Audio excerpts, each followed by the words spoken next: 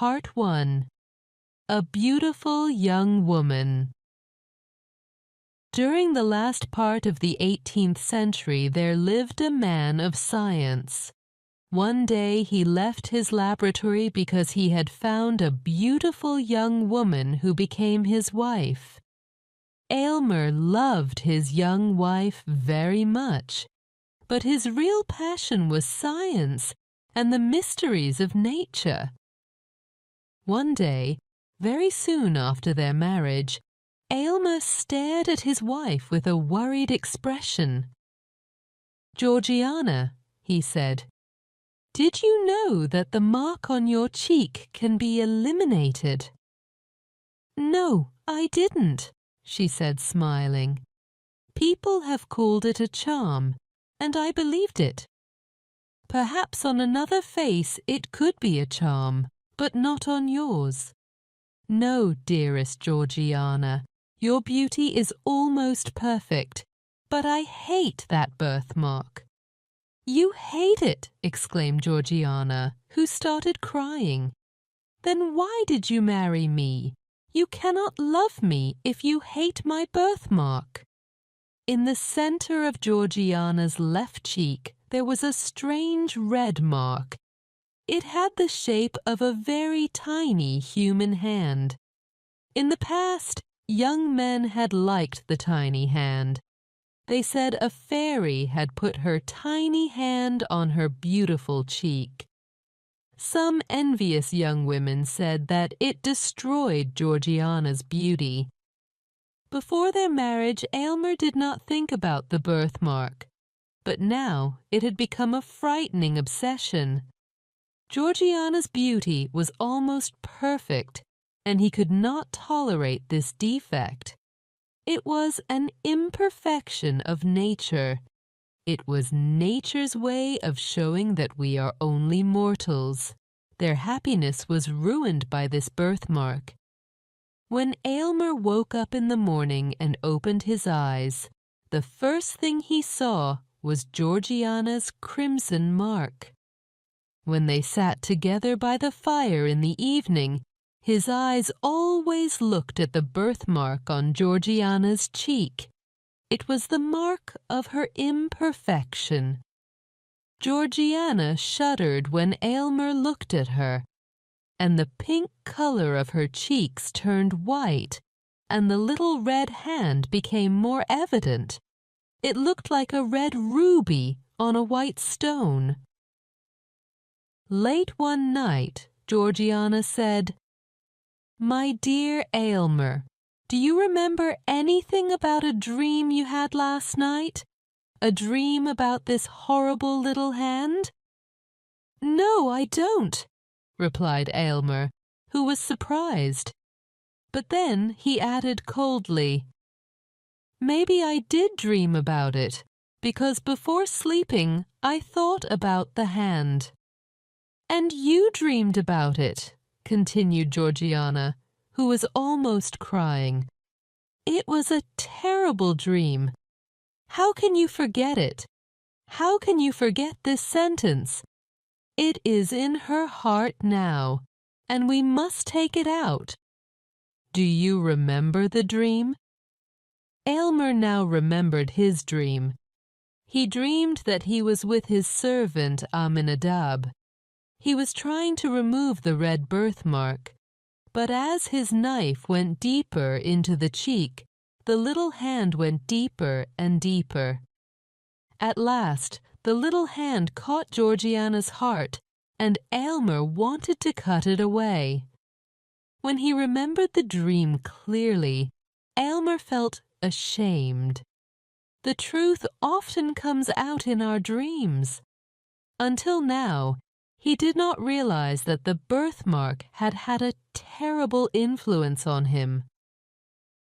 "Aylmer," continued Georgiana seriously, "what can we do to eliminate this birthmark?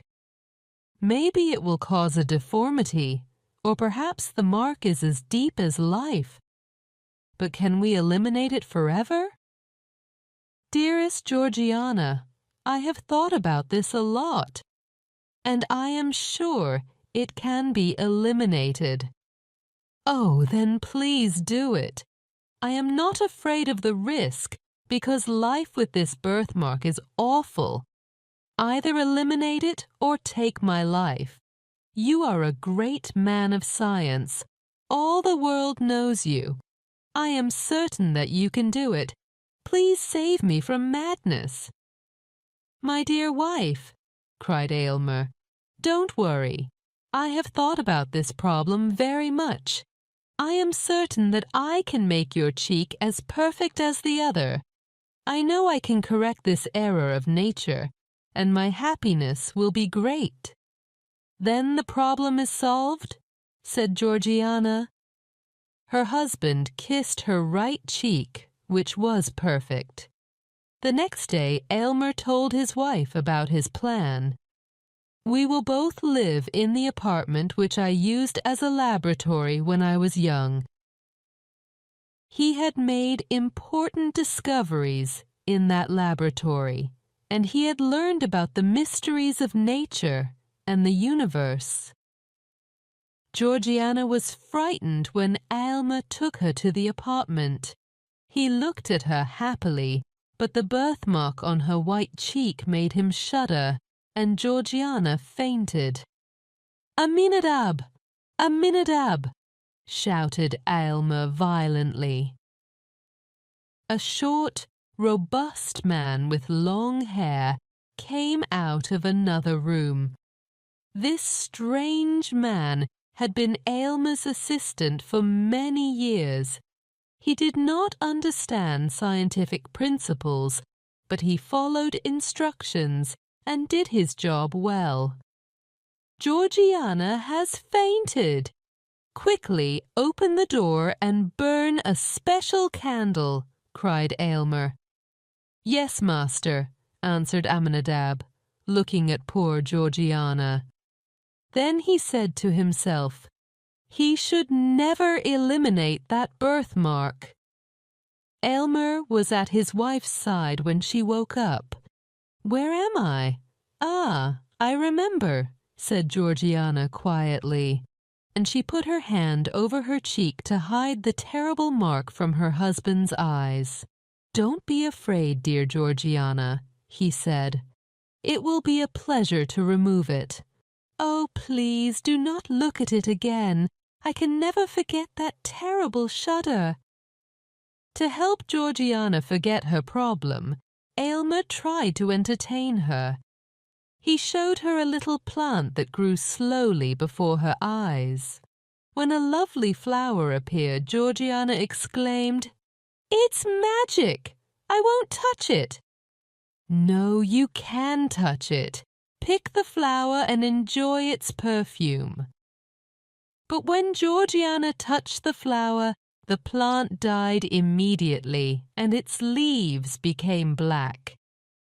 Then Aylmer decided to create her portrait on a piece of metal. He used a scientific process that he had invented. The result was frightening because the portrait was difficult to see, but the birthmark was clearly visible. Aylmer was angry and threw the piece of metal away. He soon forgot these failures and continued studying science and making experiments. He often went to Georgiana and told her about the mysteries of science and about the history of alchemy. He told her that science could do many incredible things, and it could easily remove the little hand from her cheek. When Aylmer mentioned the birthmark, Georgiana was always very unhappy. Aylmer worked many hours in his laboratory with the help of Aminadab. One day he showed his wife a small crystal ball. "What is this?" asked Georgiana, looking at the small crystal ball with a gold-colored liquid. "It is very beautiful. It looks like the potion of life." "In one sense it is. It is the potion of immortality. It can prolong life or destroy life." "Why do you keep such a terrible potion?" asked Georgiana in horror.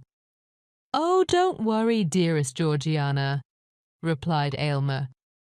"Look at this powerful cosmetic for the skin. Are you going to use it on my cheek?" asked Georgiana. "Oh no, your cheek needs something that will go deeper, much deeper." When she looked in the mirror and saw the red birthmark, she hated it more than anything. Part 2. Perfection is dangerous. While Aylmer worked in his laboratory, Georgiana looked at the books in his library. There were books by scientists, poets, and philosophers. But the most interesting work was a big book written by her husband, in which he wrote down every experiment of his scientific career. The book was the history of his intense and ambitious life. As Georgiana read it, she loved Aylmer more and more. She knew he was a great scientist. However, many of his experiments were failures, and this made her very sad. One day she put her face on the open book and started crying. When Aylmer entered the room and saw her, he said, "It is dangerous to read a wizard's books. Now that I have read this book, I adore you more than ever," said Georgiana. "Ah, but wait for this success," he said, "and then adore me if you want. But now I would like to hear your beautiful voice. Please sing to me, my dearest." So Georgiana sang, and Aylmer was very pleased. Then he returned to his laboratory. But Georgiana had forgotten to tell her husband about a strange sensation she had felt on her left cheek for the last 2 or 3 hours. So she entered into her husband's laboratory for the first time. The first thing she noticed was the furnace with its intense fire. All around the room there were tubes, cylinders, and other scientific instruments. The air was filled with strange vapors and odors. But what really surprised her was Aylmer himself. He was as pale as death and worried as he prepared a strange new potion. He was so different from the man she had seen a few moments before. "Carefully, Aminadab, carefully," he cried. "This is a very important moment." "Ho, ho," said Aminadab. "Look, master, look." Aylmer raised his eyes quickly and became very angry when he saw Georgiana. He went to her and took her arm. "Why did you come here? Don't you trust your husband?" he cried angrily. "Now go away." "No, Aylmer," said Georgiana firmly. "You don't trust me, and you don't tell me your worries about this experiment. I will accept all the risks." "No, no, Georgiana," said Aylmer impatiently. "I will drink any potion you give me. I trust you completely." "My dear wife," said Aylmer, "you must know that this red hand is deep inside you. There could be danger." "Danger? There is only one danger, that this horrible birthmark remains on my cheek," cried Georgiana. Remove it, or we will both go mad." "Your words are very true," said Aylmer sadly. "And now please go back to your rooms. The potion will soon be tested." When Georgiana returned to her rooms, she thought about Aylmer's noble character and his great love for her. He wanted her to be perfect because he loved her so much. Her thoughts were interrupted by Aylmer's footsteps. He carried a glass with a bright, colorless, transparent liquid. He was pale, but didn't seem worried or afraid. "This potion is perfect," he said, looking at Georgiana. "It cannot fail. My dearest Aylmer, life has become very difficult. I think death is the best solution for me." "But why do you speak of death? The potion cannot fail. Look at its effect on this plant." Near the window there was an old geranium plant. Its leaves were yellow and ugly. Aylmer poured a small quantity of the potion in the plant. After a short time, the ugly yellow leaves became green. "I did not need any proof," said Georgiana quietly. "I believe you. Give me the potion. I am happy to drink it." "Drink then, my dearest wife. Soon your body will be as perfect as your spirit." Georgiana drank the potion and gave Aylmer the empty glass. "It is like water from a magic fountain. Now, dearest Aylmer, let me sleep." She fell asleep almost immediately. Aylmer sat by her side and watched her very carefully. He often looked at the birthmark on her white cheek. At first it was very visible, then it slowly disappeared. "It's almost gone," said Aylmer to himself. "Success! Success! But Georgiana is so pale." He heard his servant laugh. He too was delighted. Aylmer looked at Aminadab and said, "You served me well. Heaven and earth have done their part. The experiment is a success, Aminadab." These exclamations disturbed Georgiana's sleep. She opened her eyes and looked in the mirror. She smiled weakly when she saw that the little red hand had almost disappeared. Then she looked at Aylmer. She was worried. "My poor Aylmer," she said quietly. "Poor? No. I am the richest and happiest man, and you are my splendid wife. Now you are perfect." "My poor Aylmer," she repeated lovingly. "You have done your best. Your intention was very noble, but now I am dying." It was true. The fatal hand was linked to Georgiana's life. When it disappeared, Georgiana's life disappeared too, and so she died. Aylmer had wanted perfection, but he did not realize that perfection was not part of this world, and so he lost the woman he loved and destroyed his happiness forever.